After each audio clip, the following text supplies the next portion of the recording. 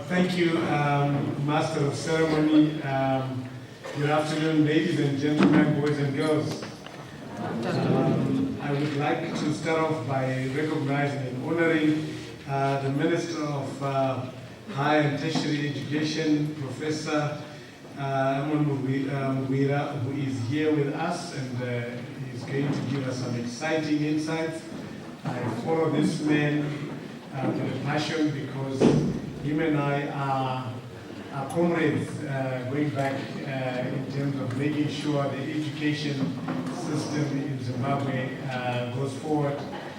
Minister, I know that the president couldn't have chosen a better man, and I'm not trying to impress you. You know me, I don't specialize in that.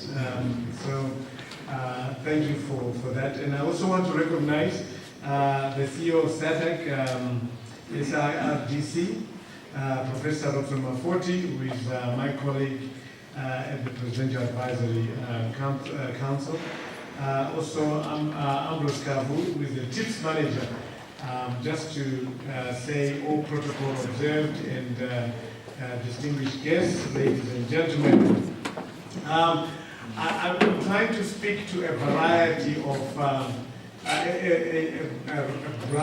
broader spectrum on entrepreneurship, innovation, and so on. Now, I need to just give you snippets about myself so that you don't think that I was born with a silver spoon on some things I could do.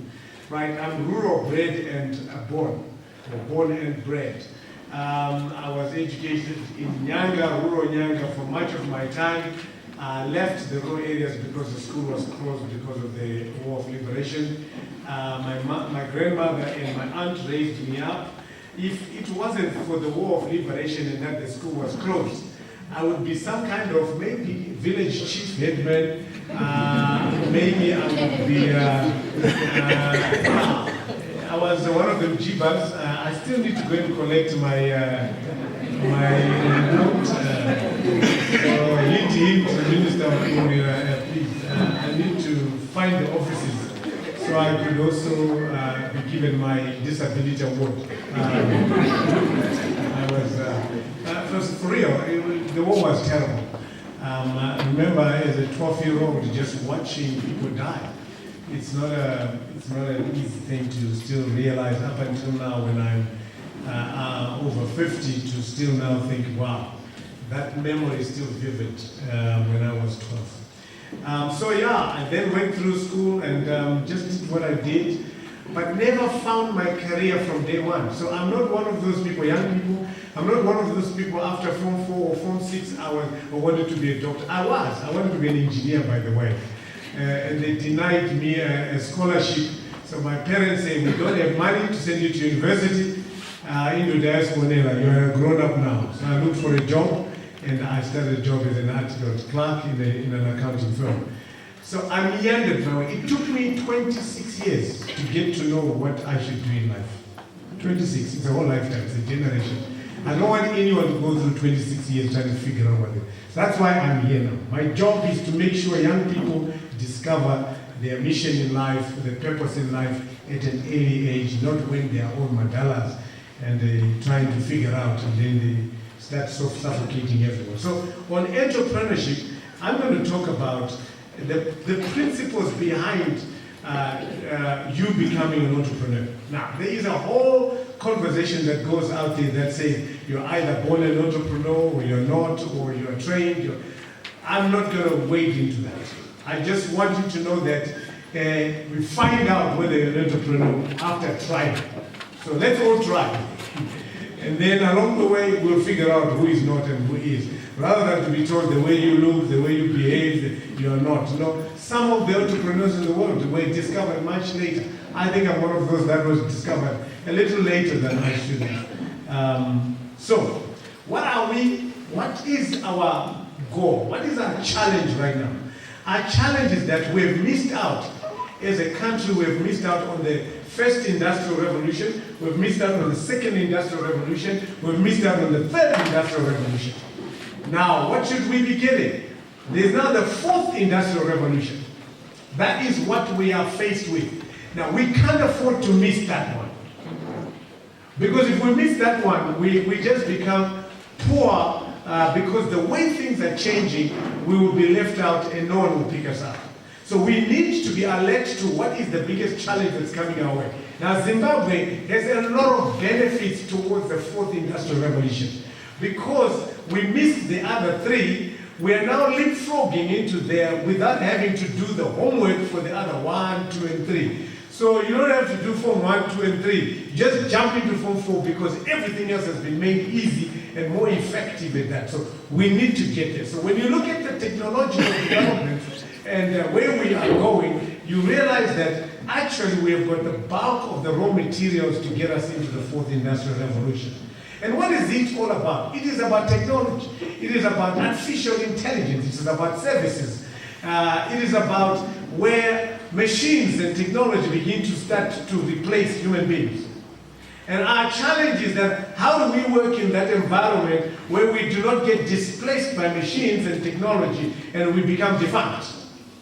It is how machines, technology, what is now called as artificial intelligence, how do we begin to work through it? So artificial intelligence has 4 components to it.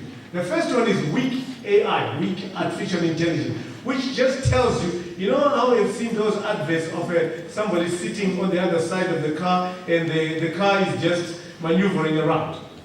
That's weak AI. So you're still there and it's doing one job, so it's not really replacing a lot. Then you go to strong AI. This is where there's now beginning to be a bit more of thinking, and this thing is now beginning to think like a human being a little bit better. Super AI means that it is doing much more than a human being can do. Then you get to singularity.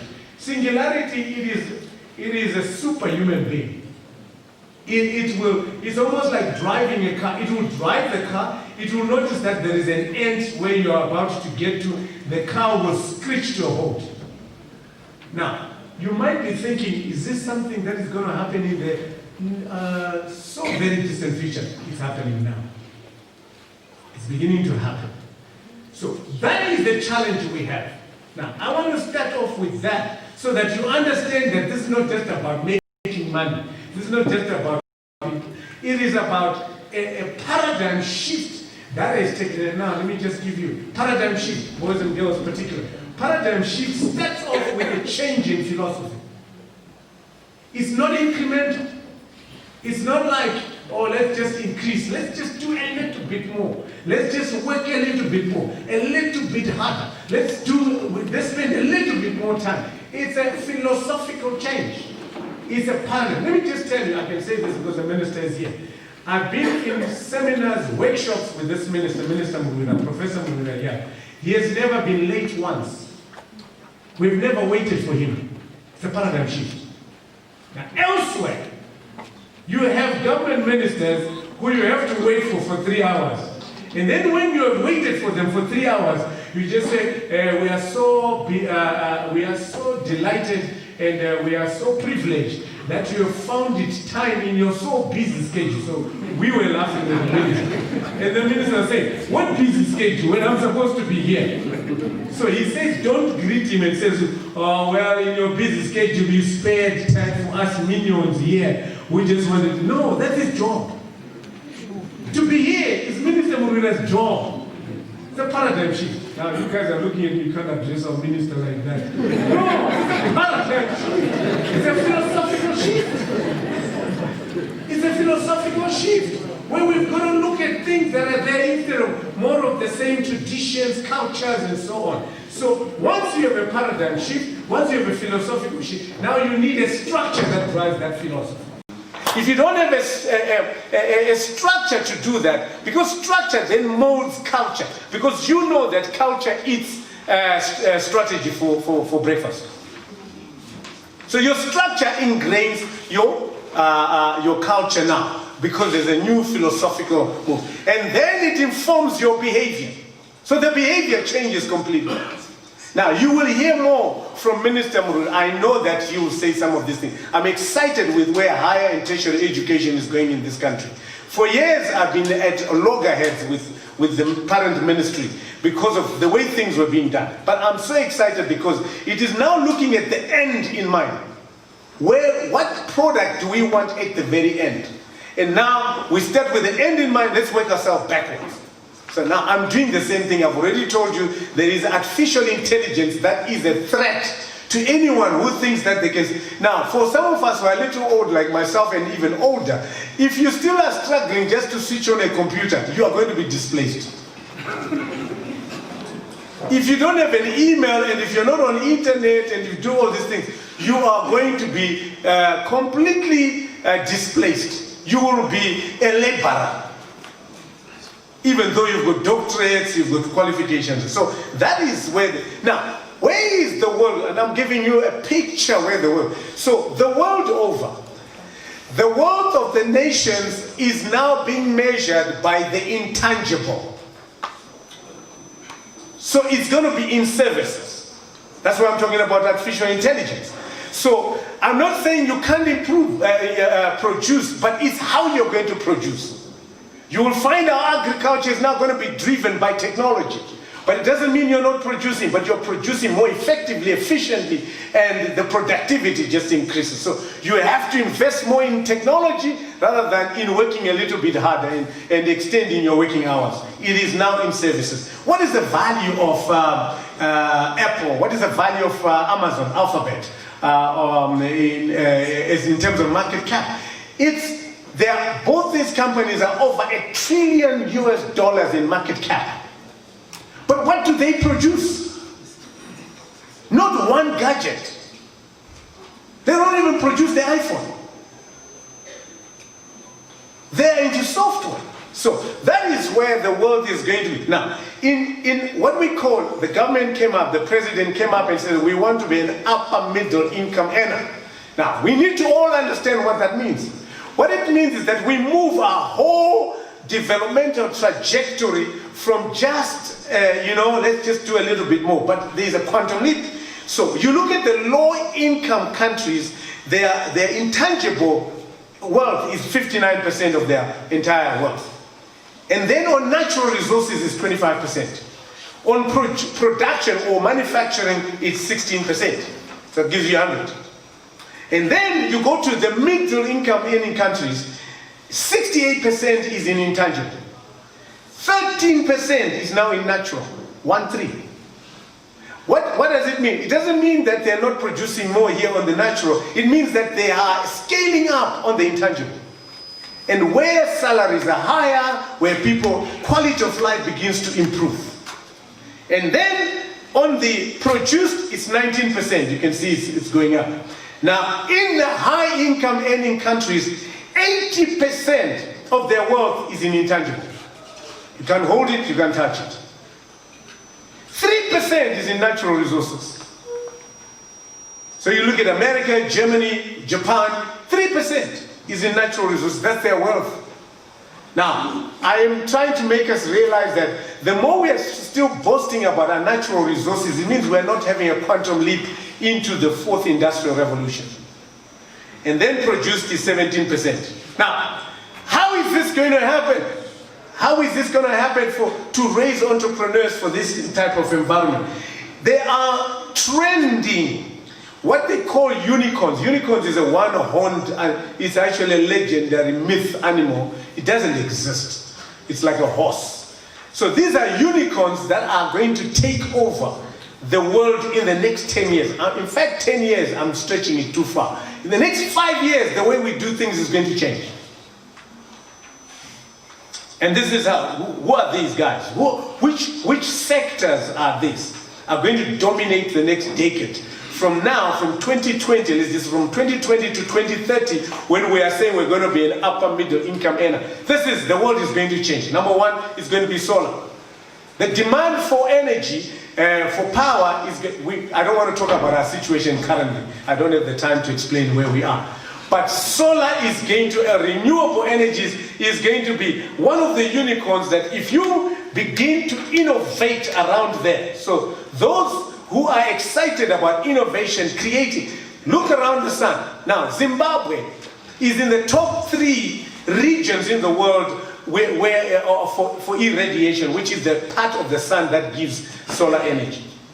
Top 3. How much of that sun do we use? Less than 1%.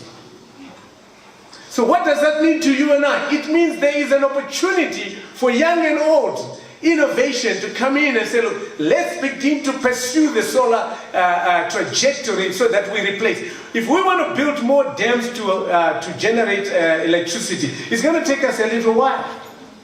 Fossil fuels are going away. So we need to be, so that's number one, solar. Number two is going to be e-commerce. The world is moving away from our tax shops. We're going to buy using e-commerce. We're going to use our phones. We're going to use all these things. And then the third one is fintech. How many of us are still using your bond notes? Right now, how many of you have bond notes in your pocket? Except for transport. Oh, you have it. That's for transport. Yes, ladies, that's for transport. But much of your money, where is it? Is in your e-wallet, isn't it? My father, who is 80, doesn't want to get any cash anymore. 80 years old. He says, why somebody make cash? Which means we've leapfrogged. Now Zimbabwe is now at that citadel where we can now activate a lot of our businesses to now begin to utilize that.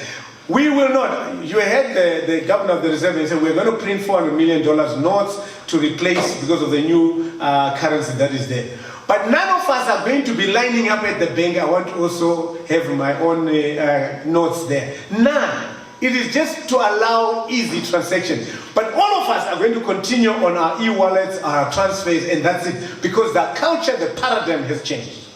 So therein lies the opportunity again. What are you going to do around apps? Young people, instead of just sending your messages on Instagram, on WhatsApp, groups, kiki, and all that, begin to find out exactly what you can do around the fintech.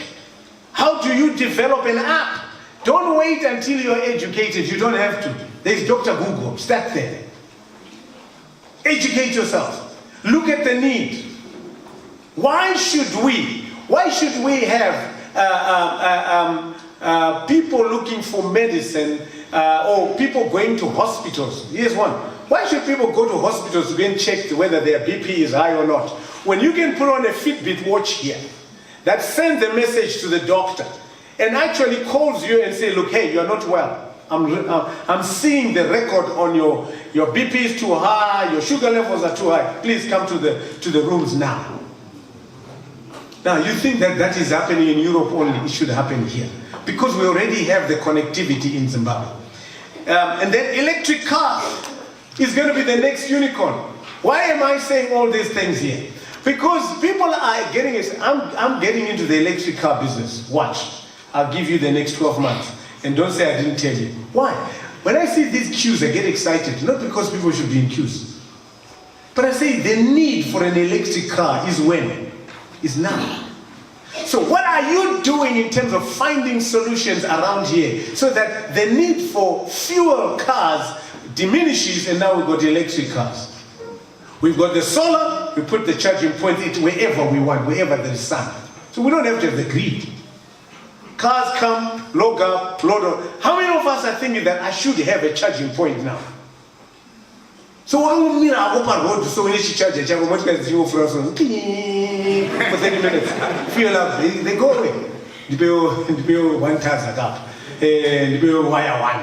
You know the guys who fill up gas. Portable ones. They are there. I'm not talking about things that are not there. They are there already. So when you're thinking of buying a car from Japan, think twice. An ex-Jap, think twice. Why? It's because that's not where the world is going. Japan is dumping those cars and you think, wow, come and see. No, that is the technology gone. They're now looking for cars that drive themselves. And you're busy saying, they got hello, it's okay, right? But how can I help you? That's gone. That's like third industrial revolution type of car. Don't get excited with these gadgets for nothing. Right. The fifth one is cloud computing. We don't have to have the infrastructure that we have. With all what has happened in cloud computing, all my businesses are cloud computing. All our servers are actually hosted on 3 continents. So if something collapses here, or on the other continent, the disaster recovery is automatic. Nothing gets lost. Cloud computing is the way to go. Now, what are we doing? Now, I'm throwing these things because it's higher and tertiary education. Start thinking about cloud computing, what we do. What are we doing? I know that other colleges like HEAT are really utilizing this whole opportunity of cloud computing. All right. So, what types of entrepreneurs do we need? There are 3 types of entrepreneurs. And I'm going to finish off. 3 types. And I want to know, which one are you? Let's just assume all of us are entrepreneurs. Now, I want you to mark yourself. The first entrepreneur is called a subsistence entrepreneur. Subsistence means you eat what you kill. Everything you produce is you're going to eat. Kata zvihuta zvako ndonozvidya wega. Kata mabhurera ndowega unovabhura wega. Hapana munhu unoshare nawo. Ukaita madhadha ako unomboita season yekungodya madhadha ega nemazai acho. It's you. So that's a subsistence entrepreneur.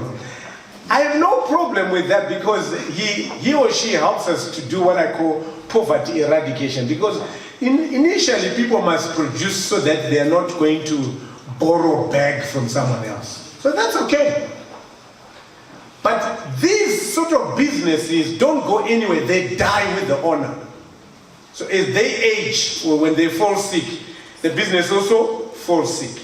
When they age, the business goes old. When they die, it dies with them. It is a typical African entrepreneur in the past, where business people of yesteryear,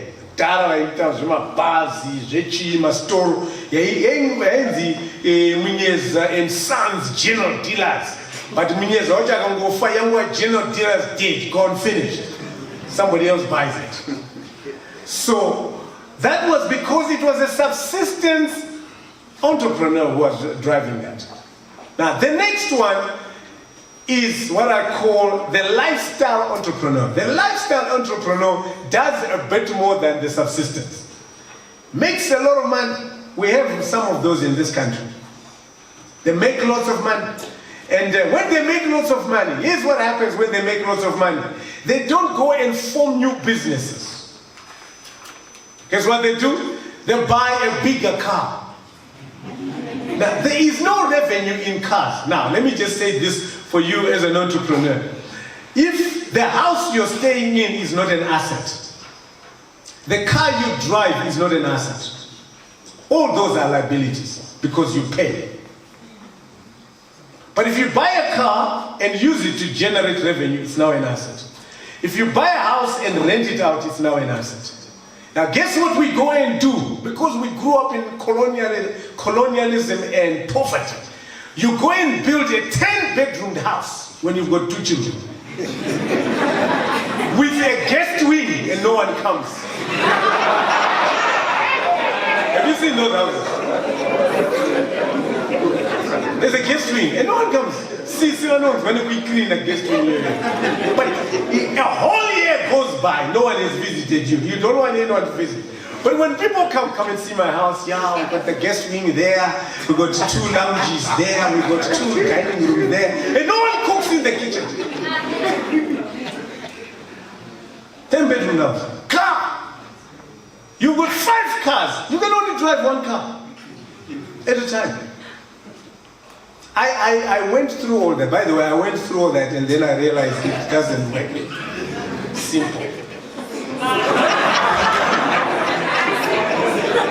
What works is have a functional car, have a functional house. And that's it. I used to drive some of the best cars. I drive a twin cab now because of our roads. A big one with big wheels. When there are potholes, I just fly over them. Our house is a 3-bedroom house, my wife and I. We used to have a 5-bedroom house. We've got 1 child. And I looked at her and said, look, now the other 2, you've noticed we've gone a year. The other 2 bedrooms, the other 3 bedrooms. No one stays there. So we sold the house. We created equity and we moved on. So lifestyle entrepreneurs, they buy houses. Guess what they do? They buy cars. Guess what else they do? What do they do next? Because it's all about them. It's about lifestyle. They buy wives. That's what they do. But the one that I want to leave you with as I finish is what is called a growth entrepreneur. A growth entrepreneur's business does not die with him, does not get sick with him or her. But it relies decreasingly on the entrepreneur because it builds structures, it builds systems, and makes sure that this business runs on its own without them. Now, I have 5 business units, and I was talking to Prof. Mafoti here, and we were talking about teams. I can only work with teams. I can't work as an individual. If I worked as an individual, I wouldn't even do 1% of what I do. But because I work in teams, guess what happens? I can do much more. So, are you a growth entrepreneur? The growth entrepreneur makes sure that the business goes beyond them.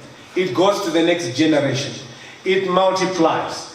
It goes. So these are the businesses we are looking at to incubate. So I'm excited with what the Minister of Higher and Tertiary Education has now created in the universities, which is the innovation hubs.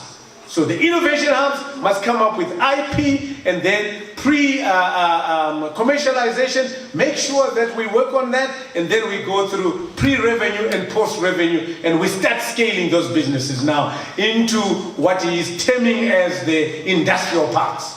So we start from theory, we work through our practicals, we actually deal with real-life businesses, we push them out there into the industrial parks, and then we create a new industry and business as we go, instead of just technical people or theoretically trained people who are of no practical relevance to what is going on. Don't forget, we've got the 4th industrial revolution. It does not wait for us. It's not one of those, keep your industrial revolution, we keep our 3rd. Keep your 4th, we keep our 3rd. Yes, in fact, we don't even have the 3rd at the moment. So we will be left behind. We're looking forward to the younger people to be more innovative, but change your paradigm. Don't be informed by some of us grown-ups who think, well, in 1975 we used to do this, and then in 1980 we used to do this. Bust that whole paradigm and bring in a new philosophy. God bless you.